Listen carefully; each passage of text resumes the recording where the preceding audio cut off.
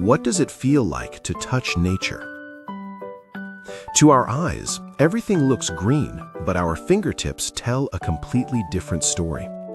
Brushing against a leaf feels slippery. Gripping tree bark feels rough. Holding a stone feels cold. Even in the same park, our fingertips are the first to say, "This place is different." The sensation we feel when something touches our skin is called touch. The skin contains sensory points that feel pressure and pain. It also has sensory points for warmth and cold spread throughout the body. These sensory points are not arranged in the same way across the whole body. The inner sides of the fingers and the palms are especially dense, while broad areas like the back are relatively less sensitive. It is natural that the sense of pain is especially sensitive. We must notice danger first to survive. Without the sense of touch, we might not notice a thorn prick, frostbite, or even a cracked bone until much later. Nature as felt through touch is far more orderly than it appears. In fact, touch is not a random emotion, but has a mathematical character. The sensations felt by the fingertips usually flow along a few distinct textures. When we stroke the fur of a puppy or a cat, our hearts soften without reason. Soft fur protects the body, and just by looking at its condition, we can often guess the animal's health. If we gently touch a peach, it feels soft and fuzzy. This sensation comes from the dense layer of fine fuzz covering its surface. Tiny hairs protect the fruit and help keep water from clinging easily. But our fingertips do not always deliver pleasant sensations. Chestnut burrs, cacti, hedgehogs, sea urchins, porcupine fish, the moment we touch them, we say, "It stings." Sharp spines are both a warning and a shield. Pine needles are similarly sharp. When leaves are thin and pointed, they lose less water.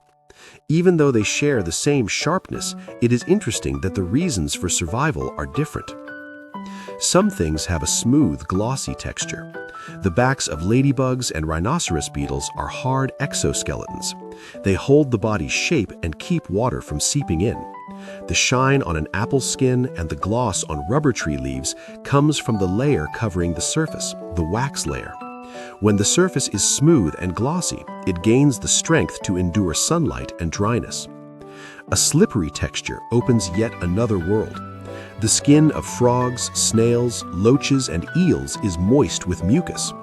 Mucus reduces friction when they move and also prevents the skin from drying out. It also protects against bacteria and external shocks. The fact that amphibians like frogs and salamanders breathe through their moist skin is closely tied to these properties. Even when we touch seaweed or kelp along the shore, it feels slippery.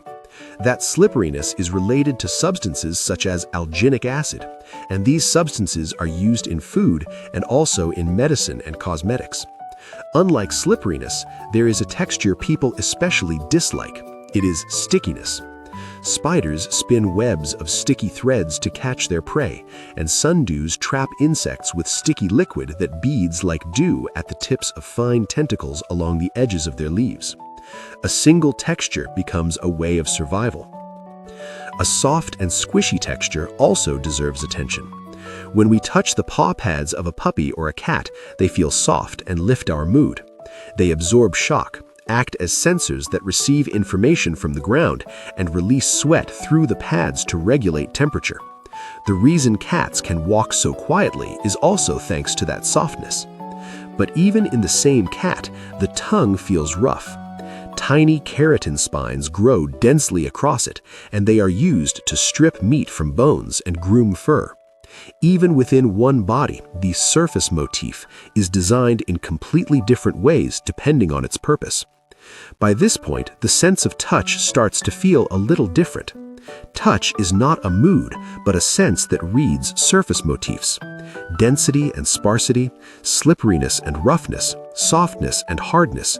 Our fingertips naturally gauge these differences and group similar things together. Touching nature, in the end, may be the act of tracing an invisible, delicate order with our fingertips.